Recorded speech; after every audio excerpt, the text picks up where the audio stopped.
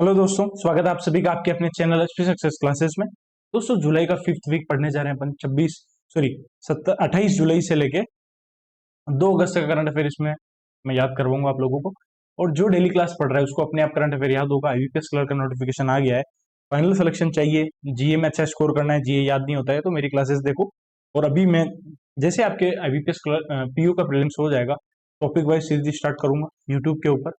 उसमें government scheme वगैरह करेंगे और इसकी पीडीएफ आपको Telegram channel HP success classes में भी मिलेगी और एप्लीकेशन पे भी मिलेगी। तो आप एप्लीकेशन भी डाउनलोड कर सकते हो, वहाँ पे क्विज मिलती है। तो सेशन को स्टार्ट करते हैं और डेली क्लास जरूर देखें। ओनली वीकली के ऊपर नहीं रहे। डेली क्लास देखोगे तो वीकली ओनली रिवीजन के जैसे आप यूज करोगे और पीडीएफ का प्रिंट आउट निकाल के आप रिवीजन करो। तो आज के सेशन को स्टार्ट कर देते हैं। पहला question, which launch vehicle will carry the ISRO NASA Nisar satellite into orbit.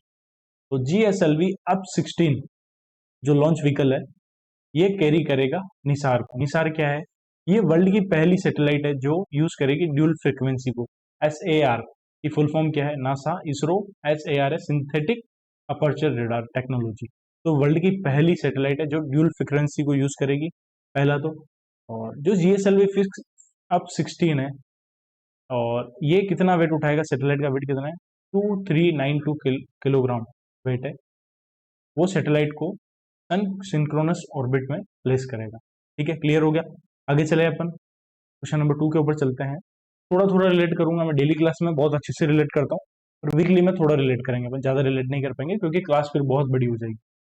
और बैंकिंग अवेयरनेस की अब सेपरेट वीडियो आएगी जुलाई की, थोड़े दिन बाद आएगी, तो इस पर मैं और अच्छे से काम कर रहा हूँ। न्यू दिल्ली गवर्नमेंट ने अभी रिसेंटली इंक्रीज किया है cash reward for Olympic and Paralympic medal winners from 3 crore to what amount under मुख्यमंत्री खेल प्रोत्साहन योजना। पहला क्वेश्चन, मुख्यमंत्री खेल प्रोत्साहन योजना कौन से स्टेट की है? दिल्ली की। ठीक है, ये क्वेश्चन इंपॉर्टेंट है क्योंकि जो भी ओलंपिक और पैरालंपिक मेडल के विनर है, ठीक है, उनको पहले 3 करोड़ का कैश रिवॉर्ड मिलता था, उसको बढ़ा के 7 करोड़ कर दिया है। ठीक है, रिकॉर्डिंग प्रॉपर चल रही है। नेक्स्ट चले। नेक्स्ट क्वेश्चन है, कौन सा कंट्री है जो इंप्लीमेंट करने वाला है sugar based tax on Sutton beverages from January 2026? ये करने वाला है यूएई। यूएई में steel authority of India limited ने अपना रिप्रेजेंटेटिव ऑफिस इनोग्रेट किया है, ठीक है, दुबई के अंदर। देन कतर, इंडिया ने पहली बार एक्सपोर्ट की है रोज सेंटेड लीची। रोज सेंटेड लीची को कहाँ से किया है? पठानकोट से, कतर के लिए किया है। ठीक है, e sports, Olympic e sports होने वाला है सऊदी अरेबिया में। ठीक है, उसके ब्रांड एम्बेसडर कौन बने? Cristiano Ronaldo, CR7। नेक्स्ट चले क्वेश्चन नंबर 4 के ऊपर। इंडिया स्किल एक्सीलरेटर इनिशिएटिव को कौन सी मिनिस्ट्री ने वर्ल्ड इकोनॉमिक फोरम के साथ मिलकर लॉन्च किया है? वर्ल्ड इकोनॉमिक फोरम का हेडक्वार्टर कोलोगनी, जेनेवा, स्विट्जरलैंड। तो ministry of skill development and entrepreneurship ने वर्ल्ड इकोनॉमिक फोरम के साथ मिलकर India skill accelerator initiative launch किया है। ठीक है, इसका मेन एप यही है, अपस्किलिंग करना है, रीस्किलिंग करना, मोबिलाइज करना, investment in life long learning and fostering government industry collaboration. ठीक है, नेक्स्ट चले। कौन सा स्टेटमेंट ट्रू है प्रधानमंत्री सूर्य घर मुफ्त बिजली योजना से रिलेटेड? ठीक है, पहला पॉइंट ये बोल रहा है जो भी हाउस होल्ड है will be provided with a subsidy to install solar panel on their roof under this scheme. True है। Discoms are designated at state implementing agency under this scheme. ये पॉइंट भी ट्रू है, तो दोनों point true है। इस scheme के बारे में डिटेल में देखते हैं। और कितने हाउस होल्ड को बेनिफिट हुआ इस स्कीम से? 15.45 लाख हाउस होल्ड को इस स्कीम से बेनिफिट हुआ है। इस स्कीम की जो नोडल मिनिस्ट्री है वो कौन सी है? Ministry of new and renewable energy. ठीक है, यहां तक चीज क्लियर है। नेक्स्ट चले अपन, अब पूरी डिटेल देखते हैं। प्रधानमंत्री सूर्य घर मुफ्त बिजली योजना फरवरी में लॉन्च की थी 2024 में। इसमें आप आपके रूफ पे सोलर पैनल लगाएंगे। ठीक है, तो उसके लिए गवर्नमेंट सब्सिडी देगा। अगर आप 2 किलोवाट तक की कैपेसिटी का पैनल लगाएंगे तो 60% तक की सब्सिडी मिलेगी, और अगर 2 से 3 किलोवाट तक का लगाएंगे तो 40%। अगर अमाउंट में बात करें, अगर 1 किलोवाट तक का सिस्टम लगाएंगे 30,000 रुपये सब्सिडी मिलेगी, और 2 किलोवाट का लगाएंगे तो 60,000, और अगर 3 किलोवाट या उससे ज्यादा लगाएंगे तो मैक्सिमम 78,000 सब्सिडी मिलती है इसमें। क्लियर हो गया। एंड जो स्पेशल स्टेट है नॉर्थ ईस्ट के, लद्दाख, जम्मू कश्मीर, ये जो भी है, इनको एडिशनल 10% सब्सिडी दी जाएगी पर किलोवाट में, ठीक है। देन इस स्कीम के थ्रू ये स्कीम हेल्प करेगी 1 करोड़ फैमिलीज को 300 unit of free electricity provide करेगी per month with saving of up to 18,000 annually. Obviously बात है, सोलर पैनल से इलेक्ट्रिसिटी यूज होगी तो 300 यूनिट इलेक्ट्रिसिटी बचेगी, 18,000 रुपए की सेविंग होगी ईयरली, ठीक है। और गवर्नमेंट का कितना पैसा सेव होगा? 75,000 करोड़ इलेक्ट्रिसिटी की जो कॉस्ट है वो बचेगा। और इस स्कीम का आउटले भी इतना ही है, 75021 करोड़। इसको इंप्लीमेंट करेंगे फाइनेंशियल ईयर 26-27, ठीक है। अगर 1 से 2 किलोवाट तक का लगाएंगे तो 30,000 से 60,000, ठीक है। और 2 से 3 किलोवाट का तो 60,000 से 78,000, और अगर 3 किलोवाट से ऊपर का लगाएंगे तो भी 78,000 ही मिलेगा। ये सब वही चीजें जो मैंने स्कीम में बताई है, अभी आपको पढ़ के बताया, वही चीजें रिपीट है। और क्राइटेरिया क्या है? इंडियन सिटीजन होना चाहिए, सुटेबल आपकी रूफ होनी चाहिए, इलेक्ट्रिसिटी कनेक्शन होना चाहिए आपका, और अगर आपने ये सोलर पैनल का पहले ही सब्सिडी ले ली है तो आपको नहीं मिलेगा, ठीक है। ये सब वही चीजें हैं। प्लस ये स्कीम को इम्प्लीमेंट किया जाएगा by a national programme implementing agency के through at national level. And state implementing agency कौन है? वो है डिस्कॉम। डिस्कॉम डेजिग्नेट किया डिस्कॉम्स को स्टेट इम्प्लीमेंटिंग एजेंसी। डिस्कॉम के लिए, डिस्कॉम को जो इंसेंटिव देगा उसके लिए फाइनेंशियल आउटले कितना रखा है वो इंपॉर्टेंट है, 4950 करोड़। गवर्नमेंट स्कीम मैं अलग से करवाऊंगा। बस एक चीज आप लोग कमेंट सेक्शन में बता दो मुझे, गवर्नमेंट स्कीम एक साथ सारी पढ़नी है या एक एक स्टार्ट कर दूं मैं, ठीक है। और उसके और इसी स्कीम का एक पार्ट है मॉडल सोलर विलेज, ठीक है। हर एक डिस्ट्रिक्ट के अंदर मॉडल सोलर विलेज बनाना है। इस स्कीम के लिए टोटल 800 करोड़ रुपए रखें और हर एक मॉडल विलेज को के लिए 1 करोड़ रुपए की फाइनेंशियल असिस्टेंस दी जाएगी। क्लियर हो गया? आगे चलें अपन।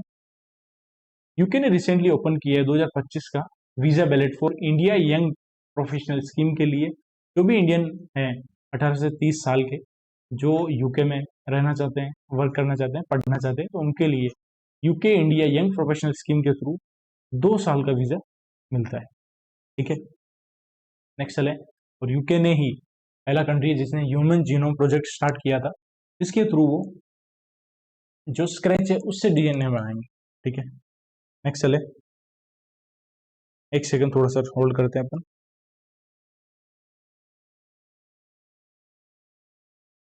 ओके, नेक्स्ट है इंडियन एयरफोर्स ने अभी रिटायर कर दिया है कौन से फाइटर जेट को? तो वो किया MiG-21 को 62 ईयर की सर्विस के बाद। और ये सुपरसोनिक जेट एयरक्राफ्ट है, ठीक है।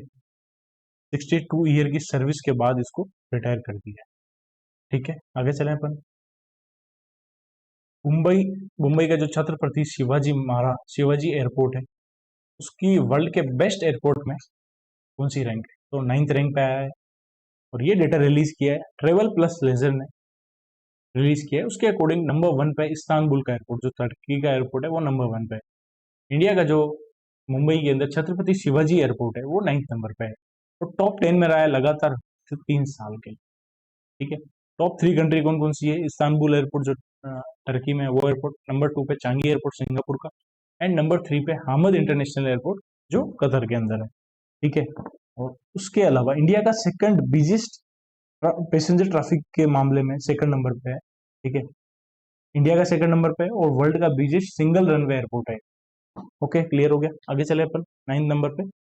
वर्ल्ड बैंक की एक रिपोर्ट आई है towards resilient and prosperous cities in India. Indian city are poised to become economic powerhouse, generating 70% of new jobs by which year? तो वर्ल्ड बैंक के अकॉर्डिंग इंडिया 2030 तक 70% ऑफ न्यू जॉब जनरेट करेगा, ठीक है। और India में जो urban flooding है उसकी वजह से $5 बिलियन का इंडिया को हर साल 2030 तक लॉस होगा, ठीक है। और जो $30 बिलियन तक जाएगा 2070 तक, जो इंडिया का नेट जीरो का टारगेट है 2070। और हीट रिलेटेड डेथ है वो डबल होके 3 लाख तक हो जाएगी एन्युअली बाय 2050। तो ये पूरी रिपोर्ट दी है वर्ल्ड बैंक ने। ओके, गिनी इंडेक्स भी वर्ल्ड बैंक का ही है, उसमें इंडिया 4th नंबर पे है। और अर्बन पॉपुलेशन जो है वो डबल होके 951 मिलियन हो जाएगी बाय 2050। ओके, आगे चले। भी नया इंडेक्स ऐड हो गया। इंडेक्स भी अपन ने काफी पढ़ लिया, 5-6 इंडेक्स पढ़ लिए हैं। एनलेप पासपोर्ट इंडेक्स में इंडिया की रैंक कितनी है? इंडिया की रैंक 77 है। लास्ट ईयर इंडिया की रैंक कितनी थी? 85। लास्ट ईयर की रैंक जरूर याद रखना। एग्जामिनर बहुत स्मार्ट हो गया है, अपन को बहुत अच्छे से पढ़ना पड़ेगा, तब जाके अब अपन अच्छा स्कोर कर पाएंगे। ठीक है, तो लास्ट ईयर से 85 रैंक थी, इस बार 77 रैंक है। ठीक है, इसको रिलीज करता है इंटरनेशनल एयर ट्रांसपोर्ट एसोसिएशन। ठीक है, इसका हेडक्वार्टर मॉन्ट्रियल कनाडा में है। 2006 में इसको स्टार्ट किया था। और जिसके पास इंडिया का पासपोर्ट है वो 59 destination without A visa travel कर सकता है। ठीक है, अब बात करें और क्या क्या है इस इंडेक्स में। नंबर 1 पे सिंगापुर का पासपोर्ट है, मोस्ट पावरफुल पासपोर्ट है, और वीजा फ्री एक्सेस है इसमें 193 लोकेशन। टॉप 2 पे जापान और साउथ कोरिया के हैं, जिसमें 190 डेस्टिनेशन पे विदाउट वीजा आप ट्रेवल कर सकते हो। और टॉप 3 पे 7 यूरोपियन यूनियन की पासपोर्ट है, Denmark, Finland, France, Germany, Ireland, Italy and Spain, जो 189 डेस्टिनेशन फ्री ट्रेवल कर सकते हैं। और यूएस का जो पासपोर्ट है, 9th लास्ट ईयर रैंक थी, उससे भी गिर गए, 10th हो गई है। और यूके का लास्ट ईयर 5वीं रैंक थी, इस बार 6ठी रैंक हो गई। क्लियर हो गया। नेक्स्ट चले अपन। अभी रिसेंटली नए चेयरमैन कौन बने? IRDAI, उन्होंने नए चेयरमैन बने हैं अजय सेठ। इन्होंने रिप्लेस किसको किया? इन्होंने रिप्लेस किया देवाशीष पांडा को। ठीक है, इनको रिप्लेस किया, इनको 3 साल के लिए बनाया है। इनको बनाया 3 साल के लिए, और टिल द उनकी जो एज है वो 65 ईयर हो, और जो भी फर्दर ऑर्डर आएंगे और जो भी इसमें से पहले होगा, whichever is earlier. Then Nitin Gupta को NFRA का चेयरमैन बनाया है, नेशनल फाइनेंशियल रिपोर्टिंग अथॉरिटी। इन्होंने रिप्लेस किया रवनीत कौर को।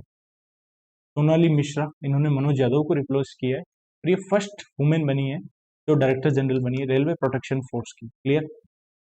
नेक्स्ट है, नाबार्ड ने भी 44th फाउंडेशन डे जो था नाबार्ड का, चेन्नई में सेलिब्रेट किया था। उन्होंने नाबार्ड ने एक बुकलेट रिलीज की, उसका नाम क्या है? उसका नाम है निधि। निधि की फुल फॉर्म है NABARD's initiative for district holistic improvement, ये इसकी फुल फॉर्म है। नाबार्ड ने एक शॉर्ट फिल्म भी रिलीज की थी जिसका नाम है रूट्स ऑफ चेंज। ठीक है, निवारण भी लॉन्च किया था। और नाबार्ड का जो 44th फाउंडेशन डे था वो चेन्नई में हुआ था। निवारण भी जो भी कोऑपरेटिव बैंक है, ठीक है, उनके लिए ग्रीवियंस रिड्रेसल पोर्टल है। नेक्स्ट चले।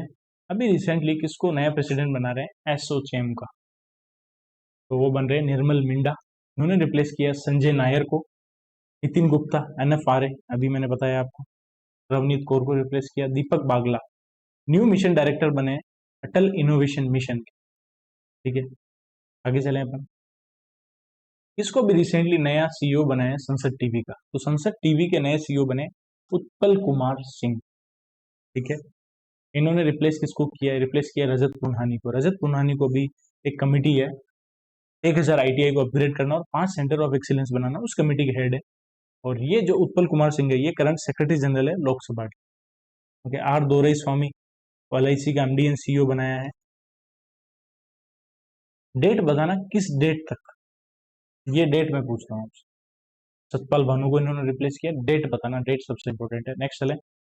India recently achieved what percent of ethanol blending in petrol 5 year ahead of its original target. तो इंडिया का जो टारगेट था इथेनॉल ब्लेंडिंग का पेट्रोल में, वो 2030 का था 20%। तो इंडिया ने 5 साल पहले ही अचीव कर लिया है। ओके, छोटा सा ब्रेक लेता हूँ मैं पानी का, फिर कंटिन्यू करेंगे वापस अपन।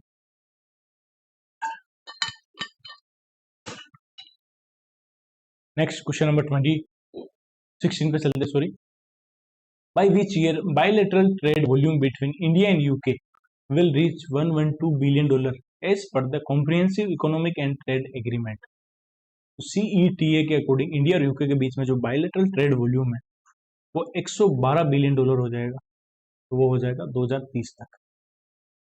इंडिया का टारगेट है फुल फंक्शनल लिटरेसी अचीव करने का 2030 तक। क्रूज टूरिज्म में हब बनने का टारगेट है इंडिया का 2029 तक। ड्रग फ्री बनने का टारगेट है 2047 तक। इंश्योरेंस फॉर ऑल का टारगेट भी 2047 तक। और इंडिया खुद का ह्यूमन मून मिशन लॉन्च कर रहा है। इसरो मून मिशन लॉन्च कर रहा है 2040 तक, एंड 2035 तक इंडिया खुद का स्पेस स्टेशन बनाएगा 2035 तक। ठीक है, तो टारगेट से रिलेट कर लिया अपन ने। नेक्स्ट क्वेश्चन चलते हैं। कौन सी कंट्री होस्ट करेगी 17th मेंस एशिया कप 2025? तो ACC ने अभी कंफर्म कर दिया है। कमेंट सेक्शन में बताना ACC के चेयरमैन कौन है अभी। तो 17th men's Asia Cup UAE host करेगा। ओके, नेक्स्ट क्वेश्चन नंबर 18 पे चलते हैं। WWE के जो लेजेंड है उनकी अभी डेथ हो गई है, उनका नाम है हल्क होगन। ये सभी लोगों ने देखे होंगे बचपन में। नेक्स्ट चले, अभी आर कौशिक ने रोहित शर्मा के ऊपर एक ऑटोबायोग्राफी लिखी है, बायोग्राफी लिखी है, उसका नाम है the rise of hitman, the Rohit Sharma story है। किसने लिखी है? आर कौशिक ने। Narendra Modi has become the second longest consecutively serving Prime Minister of India, completing how many days in office to surpass Indira Gandhi's record?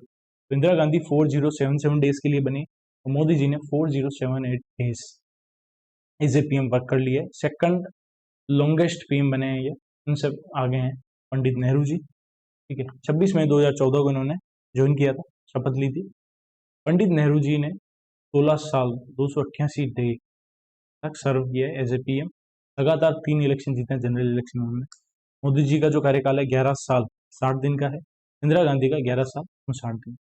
ठीक है, किसको किसको भी रिसेंटली नॉमिनेट किया है director on the central board of RBI? उन्होंने replace किया अजय सेठ को, तो वो है अनुराधा ठाकुर। अजय सेठ अभी रिसेंटली आईआरडीआई के नए चेयरमैन बने हैं। इन्होंने रिप्लेस किया है देवाशीष पांडा को।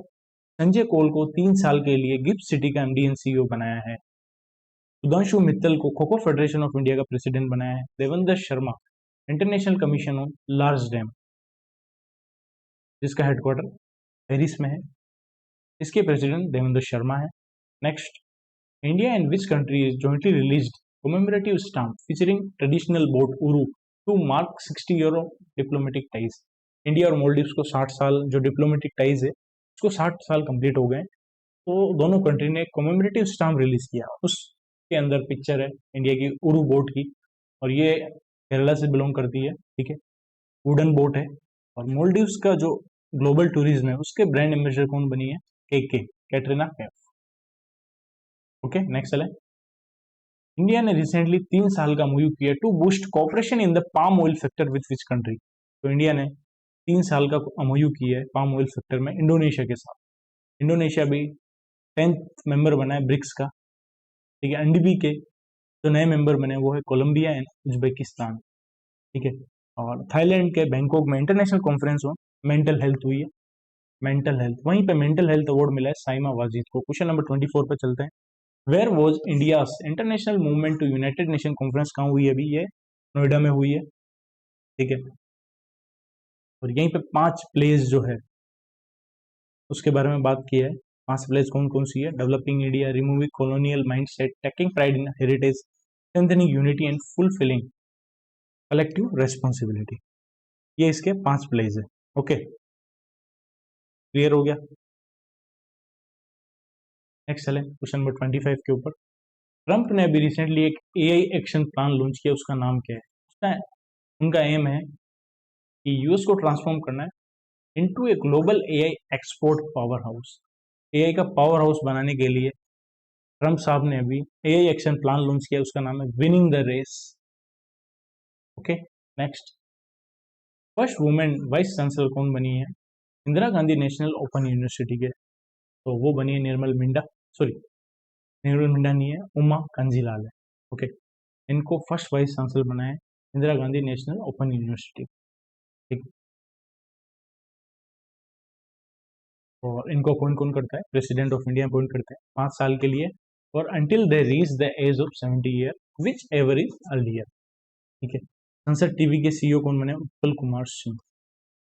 नेक्स्ट, ट्रेसर मिशन अभी ऑफिशियली किसने लॉन्च किया है? कौन सी स्पेस ऑर्गेनाइजेशन ने लॉन्च किया? तो वो किया नासा ने। ठीक है, ये ट्विन सैटेलाइट मिशन है to understand the impact of magnetic reconnection on earth's atmosphere. Tracer की फुल फॉर्म है tandem reconnection and crust electrodynamics reconnaissance satellite. ये ट्विन सैटेलाइट है जो स्टडी करेगी magnetic reconnection and its effect on earth's atmosphere. और NASA और इसरो ने मिलकर अभी ड्यूल फ्रीक्वेंसी की पहली सैटेलाइट लॉन्च की Nisar. NASA ISRO synthetic aperture radar, जिसको GSLV F-16 कैरी करेगा इस सैटेलाइट को। नेक्स्ट, वेट कितना है? 2396 kg। Unmanned aerial vehicle launched precision guided missile ULPG V3 was successfully tested at National Open Area Range Test in Kurnool Andhra Pradesh. इसको develop किसने किया? इसको डेवलप किया डीआरडीओ ने। इसको कंसोर्टियम है जो डीआरडीओ की लैब से रिसर्च सेंटर इमारत हैदराबाद के अंदर है, डीआरडीएल टर्मिनल बैलिस्टिक रिसर्च, इन्होंने मिलकर बनाया है। और इसका प्रोडक्शन कौन करेगा? Adani defence aerospace and Bharat dynamics limited. Next चले अपन, मॉर्गन स्टैनले की एक रिपोर्ट है ये, उसके according by which year India will become the world's third largest economy. तो इंडिया 2028 तक वर्ल्ड की थर्ड लार्जेस्ट इकोनॉमी बन जाएगी, जापान और जर्मनी को ओवरटेक कर लेगा, ये मॉर्गन स्टैनले ने बोला है। ठीक है, और इंडिया की जो जीडीपी है वो 10.6 ट्रिलियन डॉलर हो जाएगी 2035 तक, डबल हो जाएगी। और उसके अलावा आईएमएफ ने भी यही बोला है कि इंडिया थर्ड लार्जेस्ट इकोनॉमी बन जाएगी 2028 तक। और अभी currently India fifth largest economy है। US, China, Germany and Japan के बाद इंडिया फिफ्थ नंबर पे है। इंडिया 2025 में जापान को ओवरटेक कर लेगा। नीति आयोग ने भी यही बोला है कि नीति आयोग ने तो बोला है कि India has already overtaken Japan to become the fourth largest economy in the world. ठीक है, आगे चलें अपन। नेक्स्ट, कौन से इंस्टीट्यूट ने भी डेवलप किया है bamboo polymer composite as an eco friendly alternative to a plastic in vehicle interior. जो भी व्हीकल का इंटीरियर है उसमें जो प्लास्टिक यूज होता है उसका अल्टरनेटिव बेम्बू पॉलीमर से बनाया है, वो बनाया IIT Guwahati. IIT Guwahati, IIT Madras ने लाइटेस्ट व्हील चेयर बनाया है, wheel chair YD1 and solar powered car बनाई है अग्नेया, आईआईटी गुवाहाटी ने बनाई है। नेक्स्ट चले, which is nodal agency for scheme for promotion of culture of science. Nodal agency कौन है scheme for promotion of culture of science की? तो वो है national council of science museum.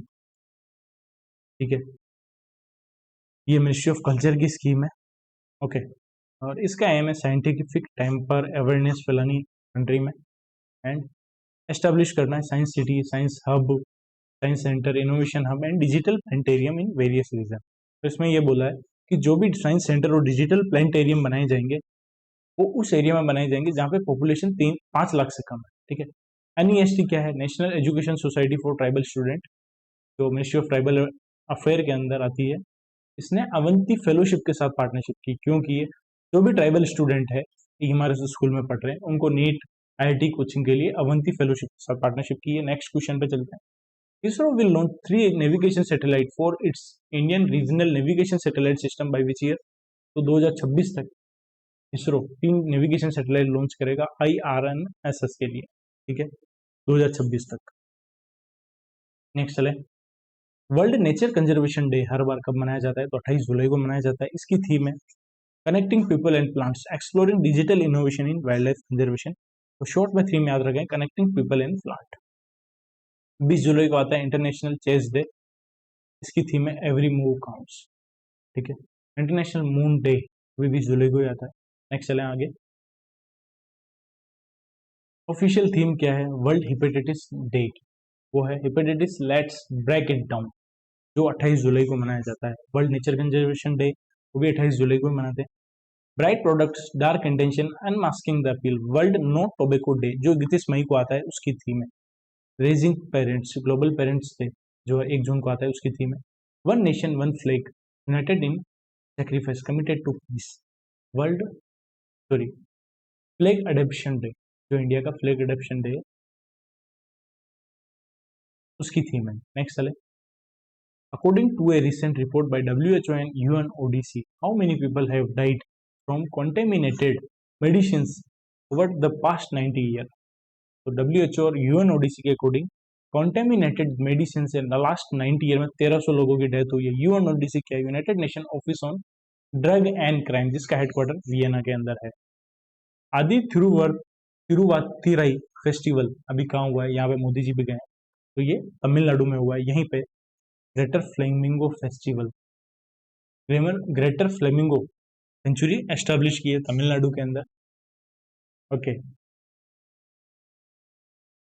Then Modi ji ने भी पार्टिसिपेट किया है इसके अंदर, और मोदी जी ने कॉमेमोरेटिव कॉइन भी लॉन्च किया in the honour of Chola emperor Rajendra Chola one के। ठीक है, देन 2 दिन की विजिट पे गए थे मोदी जी। मोदी जी ने इनोग्रेट किया new terminal building and Tuticorin airport पे, एंड ऑल्सो इन्होंने इनोग्रेट किया north cargo berth 3 of the V O Chidambaranar port in Chennai. ये वियो और इसको टूटिकोरिन पोर्ट भी बोलते हैं।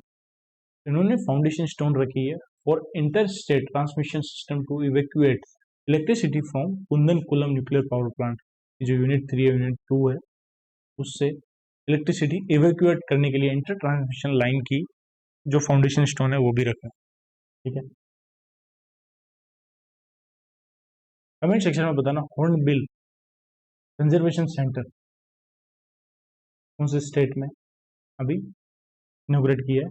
नेक्स्ट चले, अभी रिसेंटली इंडिया और मालदीव्स के बीच में कितने एमओयू हुए हैं। मोदी जी अभी विजिट पे गए मालदीव्स तो 6 एमओयू हुए। कौन कौन से? फिशरीज एक्वाकल्चर के फील्ड में, मेट्रोलॉजी के फील्ड में, डीपीआई डिजिटल पब्लिक इंफ्रास्ट्रक्चर, फार्मास फार्मास्यूटिकल सेक्टर में, मेडिसिन के सेक्टर में हुआ है। और एनपीसीआई के साथ पार्टनरशिप हुई है। एनपीसीआई की जो फॉरेन नाम है NIPL, national payment corporation of India international limited and Maldives monetary authority of for the implementation of UPI. India ने लाइन ऑफ क्रेडिट दी 4850 करोड़ की। ठीक है, ये एमओयू की है। नेक्स्ट चलें, which boat has been depicted in the commemorative stamp released on the occasion of 60th anniversary of establishment of India Maldives diplomatic relation। तो boat का नाम है उरू। ठीक है, तो जो स्टाम्प था उसके ऊपर इंडियन बोट है उरू, और मोल्डिवियन बोट है उसका नाम है वादू धोनी। इंडियन बोट बेपोर की बोट है, केरला के अंदर वुडन बोट है ये। वादू धोनी मोल्डिव्स की बोट है। ठीक है, और इंडिया ने 72 व्हीकल भी गिफ्ट किए हैं Maldives national defence force and immigration authority को। एंड 2 यूनिट जो बिश में है, जो पोर्टेबल हॉस्पिटल है वर्ल्ड का पहला, वो भी इंडिया ने मोल्डिव्स को दिया है। इंडिजिनस मुरल ट्रेडिशन ऑफ सोहराई आर्ट जो सेंटर स्टेज था at the second edition of कला उत्सव जो राष्ट्रपति भवन में हुआ है। तो ये कौन से स्टेट से रिलेटेड है? सोहराई आर्ट, तो ये झारखंड से रिलेटेड है।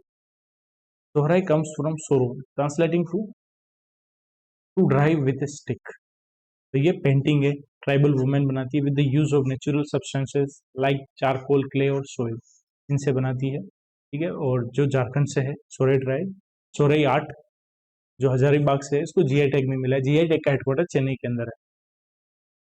Prime minister Modi ji recently launch the Dharti Aaba Janjatiya Gram Utkarsh Abhiyan in Jharkhand with an outlay of what amount. तो 79156 करोड़ का आउटले है प्रधानमंत्री। तो धरती आभा जनजातीय ग्राम उत्कर्ष अभियान है जो झारखंड से लॉन्च किया, उसका आउटले। और इस स्कीम के अंदर क्या है, जो भी ट्राइबल विलेज है उनका होलिस्टिक डेवलपमेंट करना मेन एम ये है। ये कवर करेगी 63843 विलेज को, जिससे 5 करोड़ से ज़्यादा ट्राइबल पीपल जो 549 डिस्ट्रिक्ट के अंदर है उनको बेनिफिट होगा। ठीक है, और इसमें टोटल 25 इंटरवेंशन इंप्लीमेंट किए जाएंगे 17 लाइन मिनिस्ट्री के द्वारा। इसका आउटलेट 79156 करोड़ है। सेंट्रल शेयर है 56333 करोड़, स्टेट का शेयर है 22823 करोड़। ठीक है, आगे चलें अपन। और पीएम जनमन का आउटले कितना है? 25104 करोड़, वो भी जो पीवीटीजी है, पर्टिकुलरली वर्नरेबल ट्राइबल ग्रुप के लिए। Next question, GP Birla memorial award for contribution to India space mission वो मिला है none other than doctor V Narayanan जो इसरो के चेयरमैन चीफ है भी। ठीक है, नाइमा वाजिद को भी मैंने बताया था। इंटरनेशनल मेंटल हेल्थ अवार्ड मिला है तारा चौधरी को। शक्ति भट्ट प्राइज मिला है लक्की 1 के लिए, 2 लाख का प्राइज है उसमें। ओके, अभी रिसेंटली बोल्ड कुरुक्षेत्र एक्सरसाइज हुई है जोधपुर के अंदर, इंडिया और सिंगापुर के बीच में। इस कौन सा एडिशन है? ये 14th एडिशन है और ये जोधपुर में हुई है। 17th एडिशन है नोमेडिक एलिफेंट का, जो इंडिया और मंगोलिया के बीच में होती है, उलन बतूर में हुई है। 32nd जो है सिम्बेक एक्सरसाइज है, इंडिया और सिंगापुर के बीच में होती है, उसका एडिशन है। 8th शक्ति एक्सरसाइज है जो फ्रांस में हुई है, इंडिया और फ्रांस के बीच में होती है। Next question number 42, global specs 2030 इसने लॉन्च किया इनिशिएटिव, ये किया वर्ल्ड हेल्थ ऑर्गेनाइजेशन ने।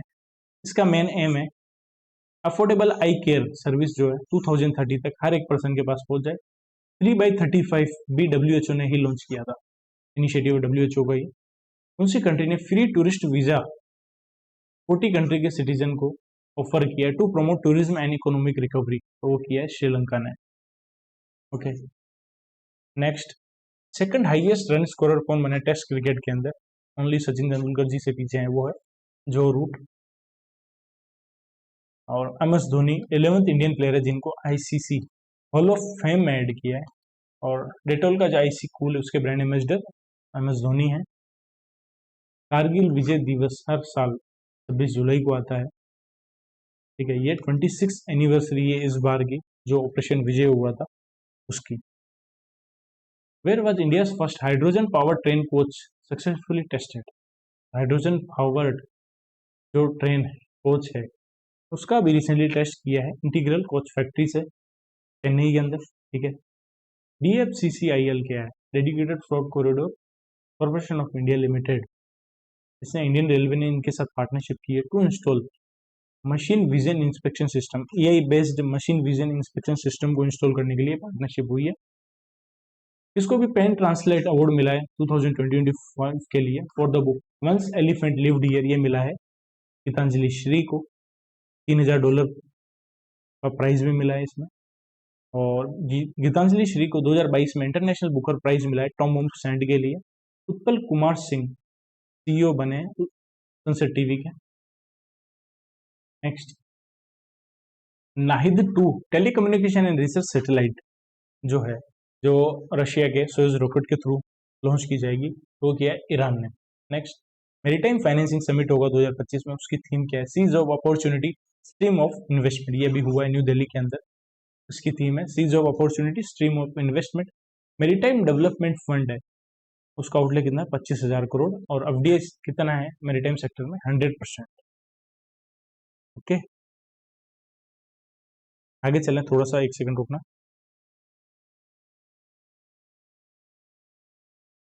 नेक्स्ट चलें अपन नंबर 50 के ऊपर। According to international energy agency, जिसका हेडक्वार्टर पेरिस फ्रांस में है, उन्होंने एक रिपोर्ट रिलीज की है। What is India projected thermal coal production for 2025? तो इंडिया का थर्मल कोल प्रोडक्शन है 2025 के लिए, उसके लिए इंडिया का जो प्रोजेक्टेड थर्मल कोल प्रोडक्शन कितना हुआ है, वो हुआ है 1.11 बिलियन टन। ये प्रोडक्शन हुआ है, डिमांड ज़्यादा है 1.314 बिलियन टन। ठीक है, नेक्स्ट चलें। कमेंट सेक्शन में एक चीज़ आप जरूर बता सकते हो, कोल प्रोडक्शन में वर्ल्ड में इंडिया कौन से नंबर पे है? नंबर 1 पे कौन? Thermal coal production. BEML Bharat earth movers limited ने अभी MOU किया with which organisation to co develop next generation marine engineering system. तो वो किया हिंदुस्तान शिपयार्ड लिमिटेड के साथ, ये MOU किया। हिंदुस्तान शिपयार्ड लिमिटेड ने निसार बनाया है, निसार नहीं, 1 सेकंड, उसका नाम मुझे याद नहीं आ रहा है अभी। जो डाइविंग सपोर्ट वेसल है, इंडिया का पहला डाइविंग सपोर्ट वेसल बना है, उसका नाम 1 सेकंड थोड़ा कंफर्म कर लेंगे, कमेंट सेक्शन में आप लोग बता सकते हो। वो कभी कभी माइंड से निकल जाता है, इतनी सारी चीज़ें होती है। ओके, निस्तार, निसार या ऐसे कुछ नाम है उसका। ठीक है, देख लेंगे अपन, बाद में रिलेट करवा दूंगा मैं। डेली क्लास में मैंने बताया बहुत बार, अभी मुझे कल बहुत बार GM में आपको कनेक्ट नहीं होता है। 1 सेकंड चेक कर सकते हैं अपन,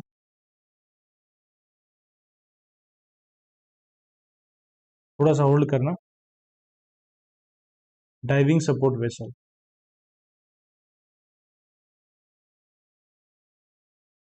निस्तारी है, मैं कंफ्यूज हो रहा था। ठीक है, डाइविंग सपोर्ट वेसल का नाम निस्तारी है, जिसको हिंदुस्तान शिपयार्ड लिमिटेड ने बनाया। क्लियर हो गया? नेक्स्ट चले अपन।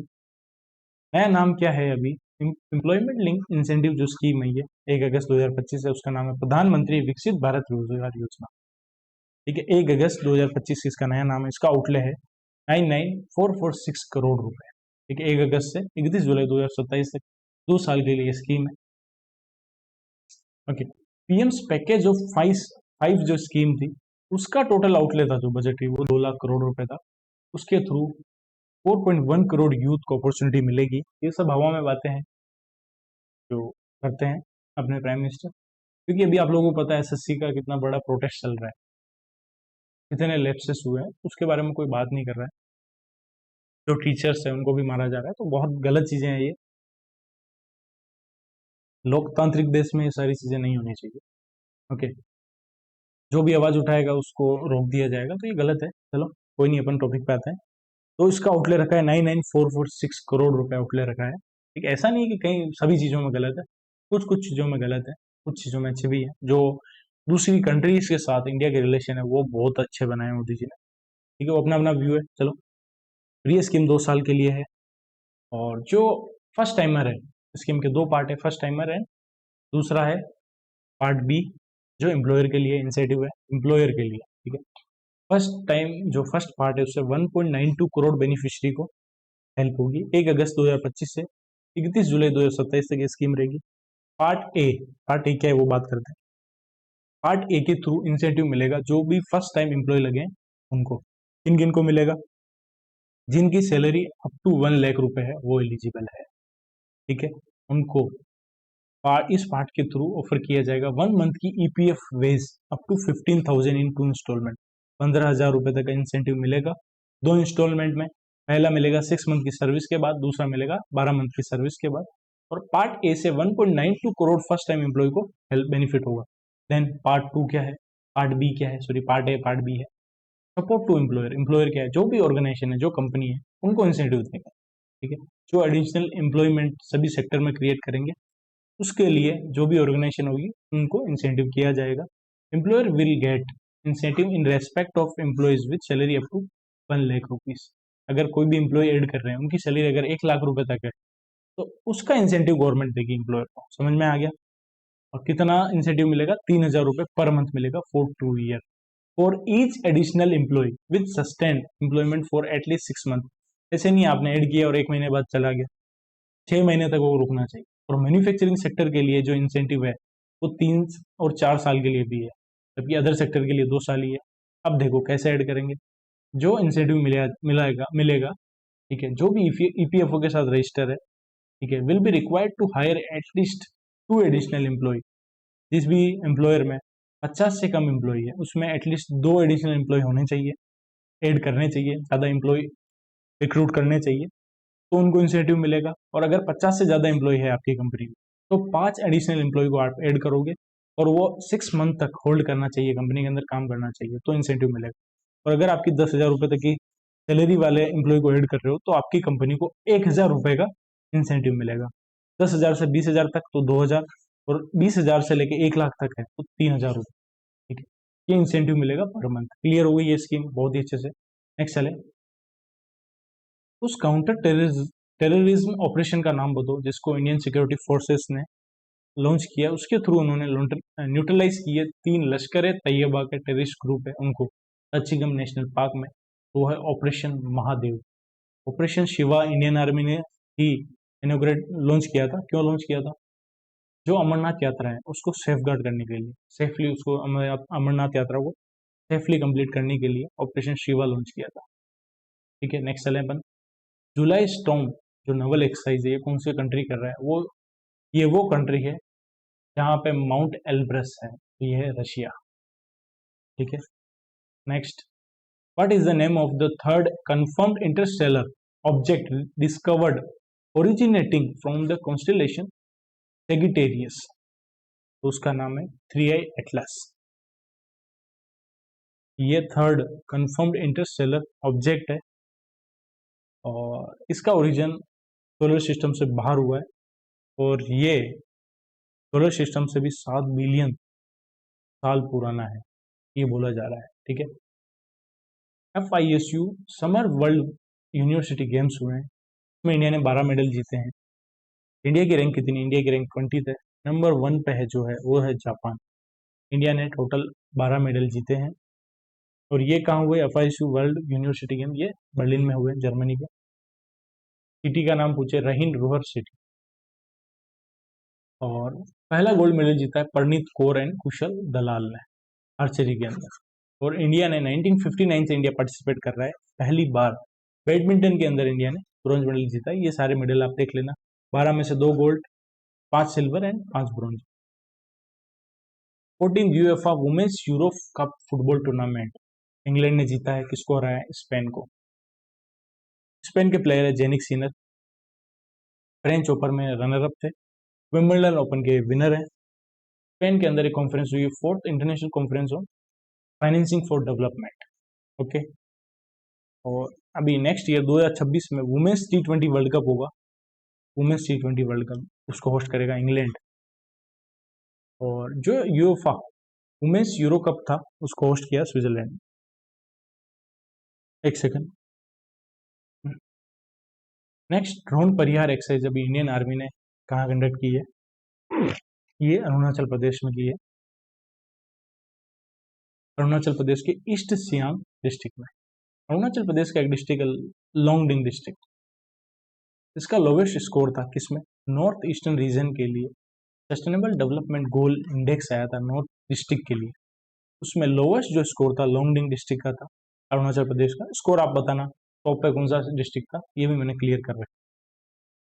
नेक्स्ट चले, वीर परिवार सहायता योजना भी स्कीम आई है। ये स्कीम इसके लिए to strengthen legal aid for defence personnel and their family. तो किसने लॉन्च किया? ये की नालसा ने, national legal service authority.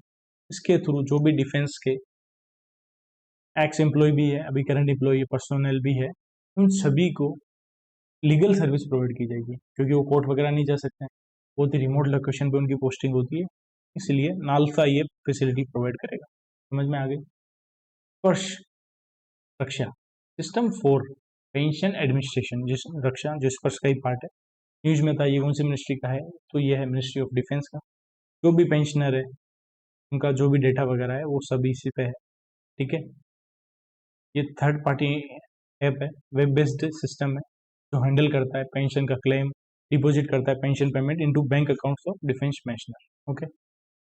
Divya Deshmukh अभी कौन से नंबर की ग्रैंड मास्टर बनी है after winning the FIDE women's world cup title? तो 88th चेस ग्रैंड मास्टर बनी है। ओके।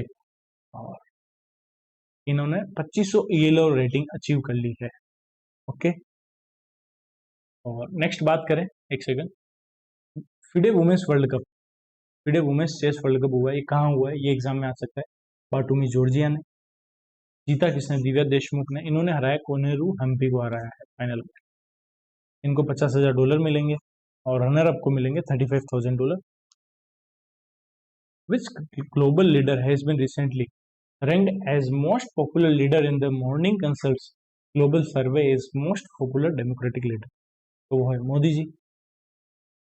लगातार 5वीं बार टॉप पे हैं मॉर्निंग कंसल्ट का जो सर्वे है उसमें Modi ji 5th consecutive time most popular democratic leader बने हैं।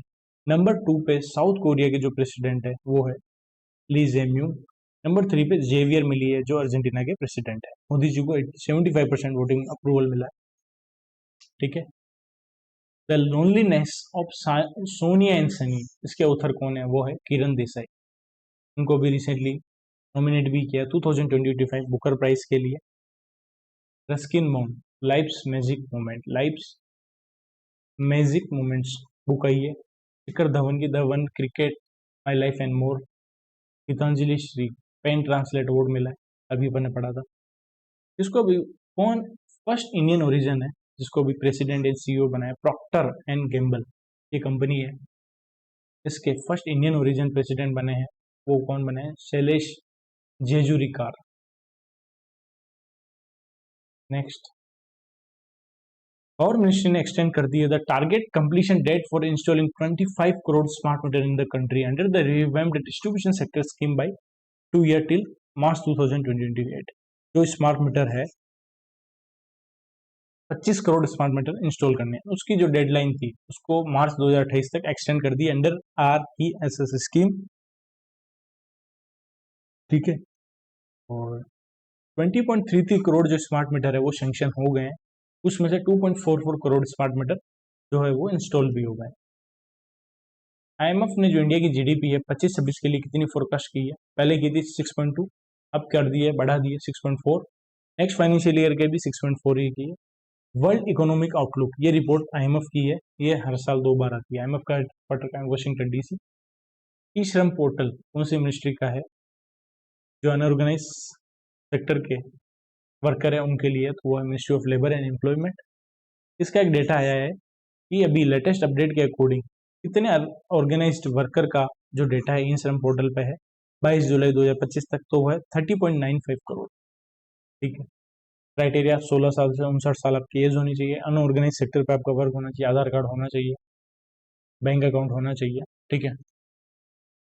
Central government has so far documented the cultural heritage of over 4.7 lakh village under the मेरा गांव मेरी धरोहर इनिशिएटिव। तो इसको इम्प्लीमेंट कौन सी ऑर्गेनाइजेशन ने किया है? Indira Gandhi national centre of arts ने किया है, जो मिनिस्ट्री ऑफ कल्चर के अंडर आता है। इस इनिशिएटिव का मेन एम है कल्चरल मैपिंग करनी है जो भी इंडिया के विलेज है उनका, ठीक। तो कल्चरल मैप करना है इंडिया के 6.5 लाख विलेज का, ओके। इसको इम्प्लीमेंट करता है Indira Gandhi national centre for arts, okay. चलो ड्रिंक्स ब्रेक करते हैं अपन।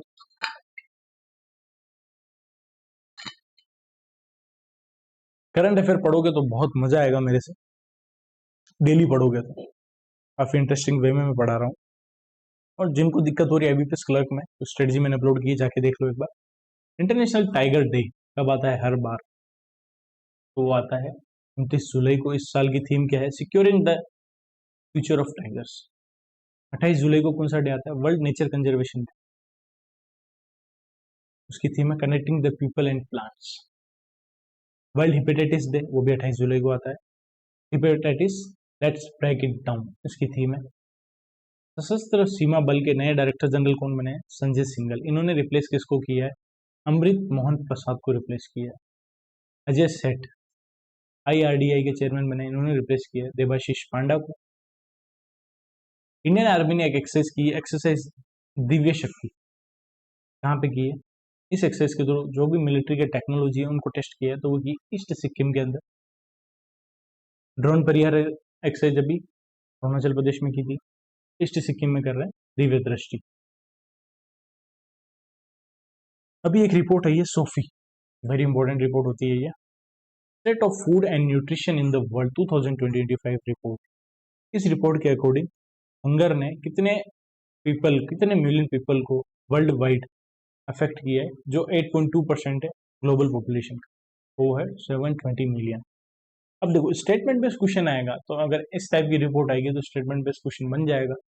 उसमें क्वेश्चन दे देंगे कौन कौन सी ऑर्गेनाइजेशन इसको रिलीज करती है, कितने मिलियन पीपल इससे अफेक्ट हुए हैं, ठीक है। तो FAO, IFAD, UNICEF, world food programme, WHO, ये 5 ऑर्गेनाइजेशन मिलकर रिलीज करती है। उसमें ये पूछ लेंगे कौन से सस्टेनेबल डेवलपमेंट गोल के ऊपर इस रिपोर्ट के थ्रू फोकस होता है, तो वो होता है sustainable development goal 2, zero hunger and mail nutrition रेडिकेशन।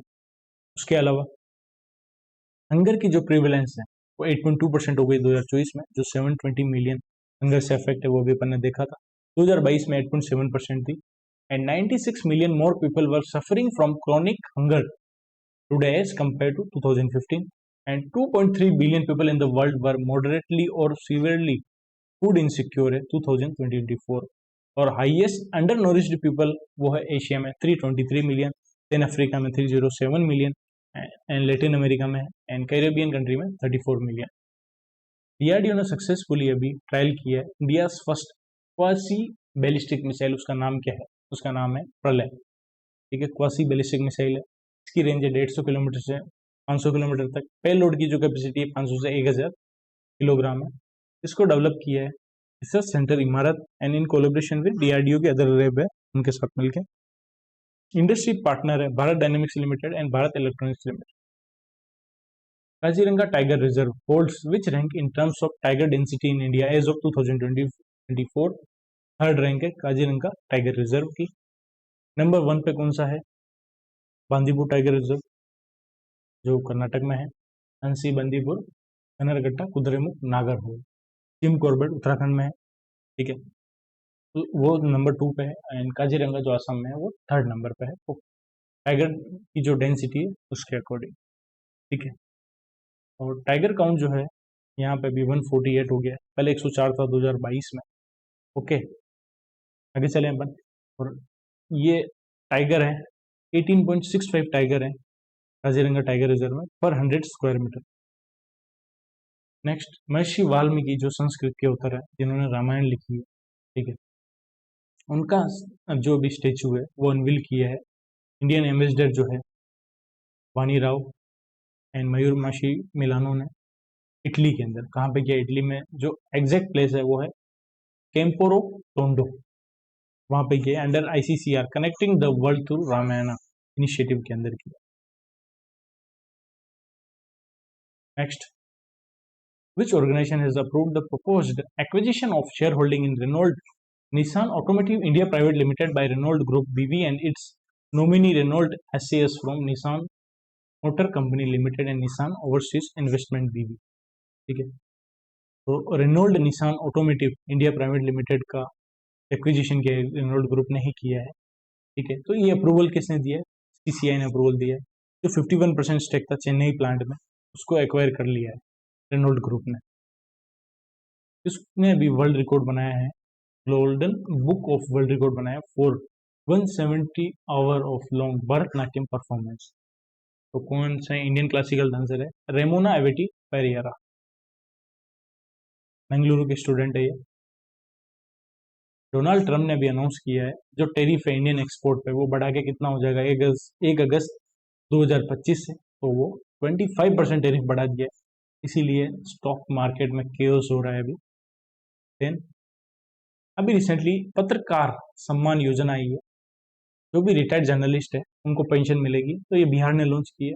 Journalist को 6,000 पेंशन मिलती है, थी पहले, उसको बढ़ा के 15,000 कर दिया। नेक्स्ट, कवच 4.0 एक ऑटोमेटिक ट्रेन प्रोटेक्शन सिस्टम है। इसको डेवलप किसने किया? Research design and standard organisation है, जो ट्रेन का स्पीड को कंट्रोल कर लेती है। ऑटोमेटिक जो भी ह्यूमन एरर है, एडवांस टेक्नोलॉजी को उसको थ्रू कम कर देती है ह्यूमन एरर को। ठीक है, नेक्स्ट, जिलोंग ट्रीटी जो हुई है, गीलोंग ट्रीटी बोलो, जिलोंग ट्रीटी बोलो, 2025 की, to build nuclear powered attack submarine, तो ये हुई है यूके एंड ऑस्ट्रेलिया के बीच में। नेक्स्ट, एक सेकेंड,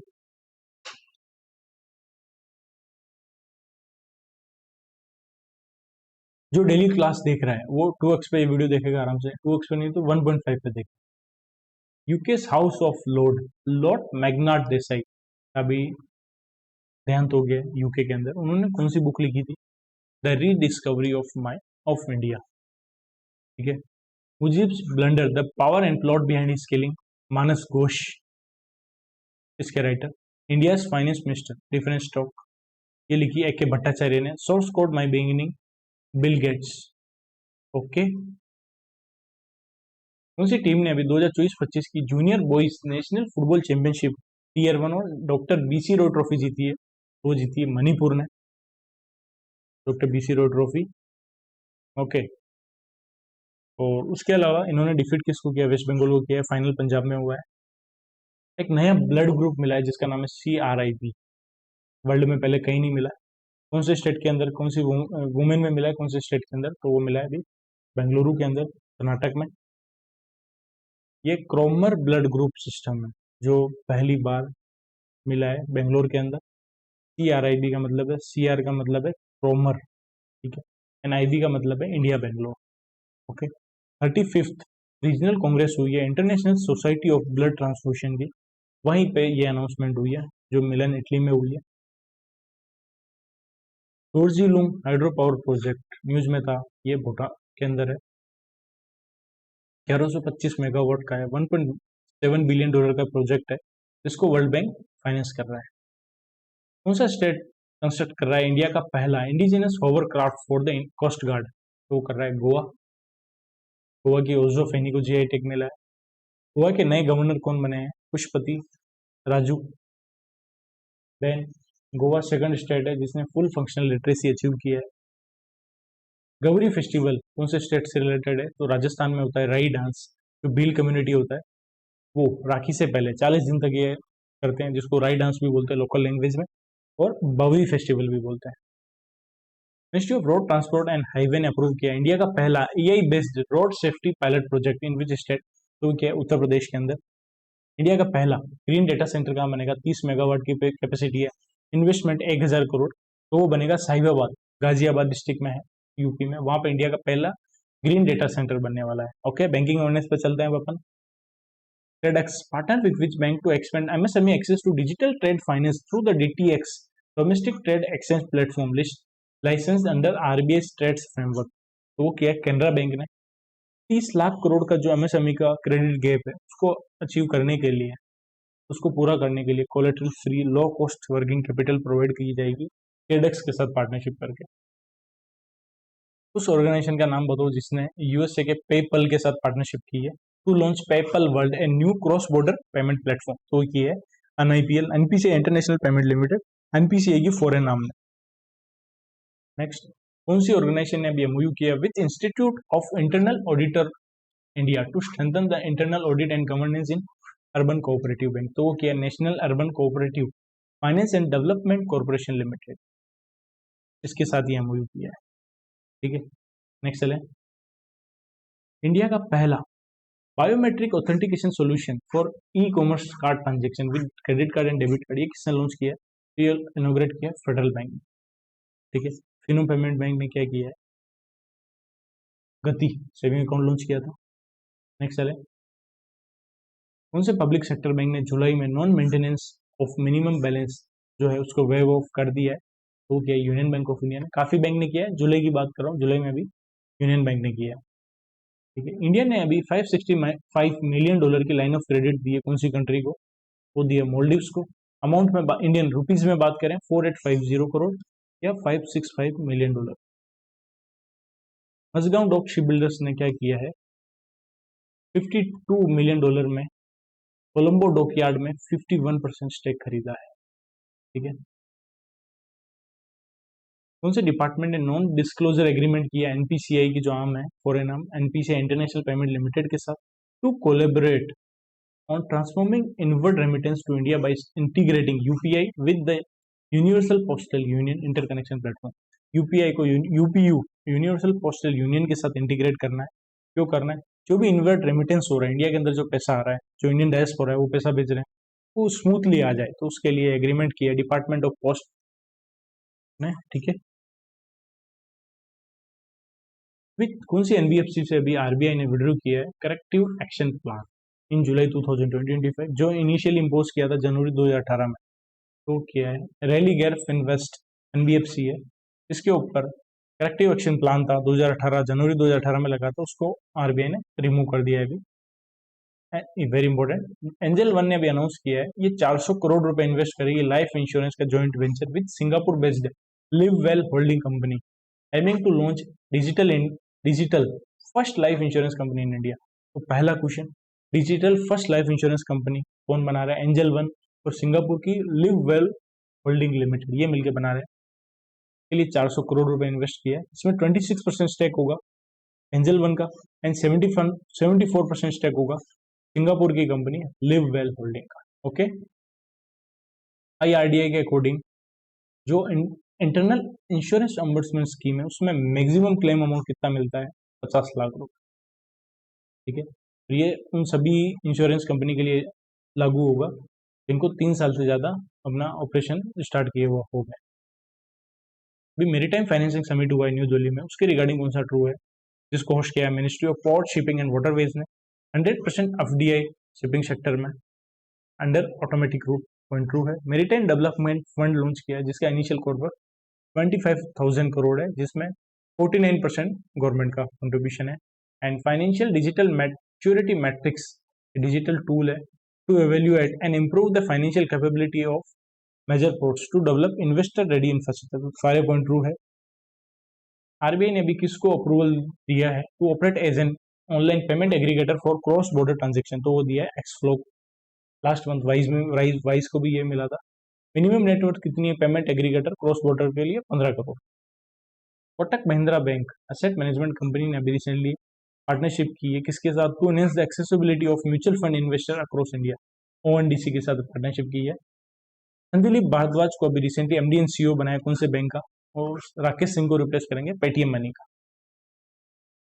इंडिया का पहला AI powered self healing POS point of sale device इसने बनाई है। सेल्फ हीलिंग अपने आप ही ठीक हो जाएगी, जो भी छोटे छोटे मोटे पीओएस में एरर आते हैं वो बनाया। रेजर पेन है, इंपॉर्टेंट क्वेश्चन है, एग्जाम का क्वेश्चन है। कमेंट सेक्शन में बताना इंडिया की पहली यूपीआई पावर्ड बैंक ब्रांच कौन सी फिनटेक कंपनी लॉन्च करी, कहाँ पे लॉन्च करी, इनोग्रेट करी। आरबीआई ने अभी वीआरआर के थ्रू कितना अमाउंट जुलाई में इंजेक्ट करने वाला है, 50,000 1 करोड़ रुपए। How much fund is raised bye Sagarmala Fincorp in its first trench with in next 6 month, तो सागरमाला फिनकॉर्प कितना अमाउंट रेज करने वाली, 4,000 करोड़। ये मेरीटाइम सेक्टर की पहली एनबीएफसी है जो 4,000 करोड़ रेज करने वाली है। वेरी इंपॉर्टेंट, आरबीआई का सर्कुलर आया है, समझा देता हूँ। आरबीआई ने बोला है अभी एक फिक्स कैप रख दी है percentage of contribution by a single regulated entity, जो भी सिंगल रेगुलेटेड एंटिटी है बैंक एनबीएफसी जो अल्टरनेटिव इन्वेस्टमेंट फंड में इन्वेस्ट कर रही है, उसका जो स्कीम का जो कॉर्पस है, ठीक है, उसका मैक्सिमम 10% ही कंट्रीब्यूट कर सकती है सिंगल एंटिटी, और अगर कलेक्टिव एंटिटी है तो कलेक्टिव कंट्रीब्यूशन 20% से ज़्यादा नहीं हो सकता। 1 जनवरी 2026 से ये लागू हो जाएगा कमर्शियल बैंक के लिए, primary cooperative bank, state cooperative bank, central cooperative bank, AIFI, NBFC, जिसमें हाउसिंग फाइनेंस कंपनी भी इंक्लूडेड है। ठीक है, ये भी अच्छा सर्कुलर है। RBI has proposed that large urban cooperative bank जो Tier 3 एंड Tier 4 में आते हैं, जो कंप्लाई करते हैं eligibility criteria for business authorisation ECBA, ठीक है, तो उनको मिनिमम नेटवर्थ कितनी होनी चाहिए, अगर वो अपना जो एरिया ऑफ ऑपरेशन है स्टेट ऑफ रजिस्ट्रेशन से भी आगे लेके जाना चाहते हैं, ठीक है, जो एरिया ऑफ ऑपरेशन है स्टेट से भी बढ़ाना चाहते हैं, तो उसके लिए जो Tier 3 एंड Tier 4 जो अर्बन कोऑपरेटिव बैंक है जो ECBA को कंप्लाई करते हैं, तो उसकी मिनिमम नेटवर्थ 50 करोड़ होनी चाहिए। ठीक है, जो अर्बन कोऑपरेटिव बैंक जिन Tier 3 या Tier 4 में है, जिनकी 50 करोड़ से ज़्यादा नेटवर्थ है, वो मैक्सिमम एक फाइनेंशियल ईयर में अपना जो एरिया ऑफ ऑपरेशन है मैक्सिमम 2 स्टेट तक एक्सटेंड कर सकते हैं।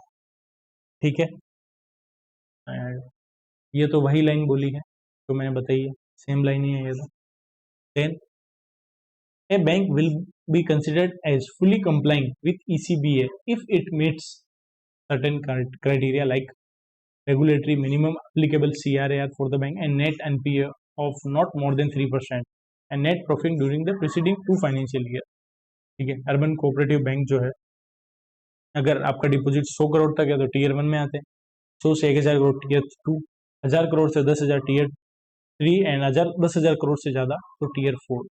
ये जो भी Tier 2, Tier 3 एंड Tier 4 में अर्बन कोऑपरेटिव बैंक है will be permitted to extend its area of operation to a maximum of 5 district in a financial year. कितने डिस्ट्रिक्ट तक अपने एरिया ऑफ ऑपरेशन एक्सपेंड कर सकते हैं? 5 डिस्ट्रिक्ट। स्टेट कितने? 2, एक फाइनेंशियल ईयर की बात कर रहा हूँ। आगे चले अपन।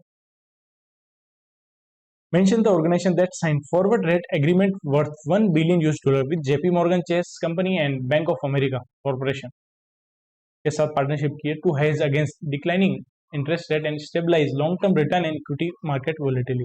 तो फॉरवर्ड रेट एग्रीमेंट जो है वो किया है JP मॉर्गन और बैंक ऑफ अमेरिका के साथ LIC ने। ओके, नेक्स्ट, उस पेमेंट सर्विस कंपनी का नाम बताओ जिसने वर्ल्ड लाइन के साथ पार्टनरशिप की, सॉरी उस बैंक का नाम बताओ जिसने payment service company Worldline के साथ पार्टनरशिप की है to accelerate digital transformation through advanced and scalable payment solution. तो वो किया है कॉस्मोस कोऑपरेटिव बैंक ने। इंपॉर्टेंट क्वेश्चन है। नेक्स्ट क्वेश्चन, अभी DPI इंडेक्स आया है, ठीक है, RBI पब्लिश करता है डिजिटल पेमेंट इंडेक्स। तो मार्च 2025 का स्कोर कितना है? 493.22 ये स्कोर है। तो मार्च 2024 में जो स्कोर था उससे 10.7% का इंक्रीज हुआ है, 445.50। ठीक है, इसका बेस ईयर है मार्च 2018 डिजिटल पेमेंट इंडेक्स का। मार्च 2021 में पहली बार लॉन्च किया। इसके 5 पैरामीटर है।